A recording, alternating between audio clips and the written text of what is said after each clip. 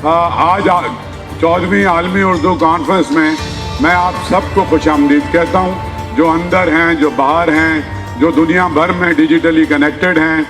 اس 14 سال میں اس شہر نے بہت ابتلا کا دور دیکھا ہے۔ ایسا وقت بھی تھا جب 40 لاشیں گرتی تھیں، لیکن ہم نے یہ کام بند نہیں کیا۔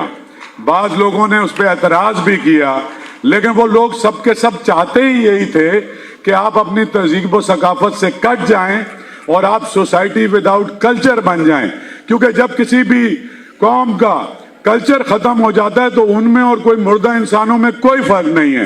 تو آپ کی زبان اور آپ کی تہذیب بالکل ایسی اس کی حفاظت کرتے ہیں جیسے مورچے پہ کوئی سپاہی لڑتا ہے، بلکہ اس سے بھی زیادہ، کیونکہ ہم سب بغیر کسی تنخواہ کے، بغیر کسی پرکس کے، بغیر کسی پینشن سے اپنی تہذیب و ثقافت کے سفیر ہیں۔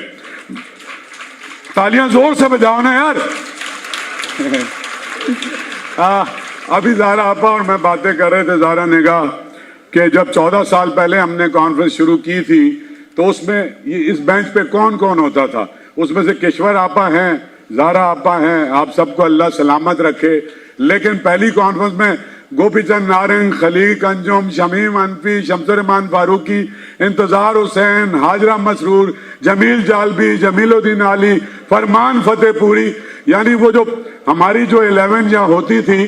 اب بہرحال ڈاکٹر جعفر نے ایک نقشہ کھینچا ہے کہ ہم اوپر جب جائیں گے تو ہم وہاں پہ بھی یہ کانفرنس کریں گے۔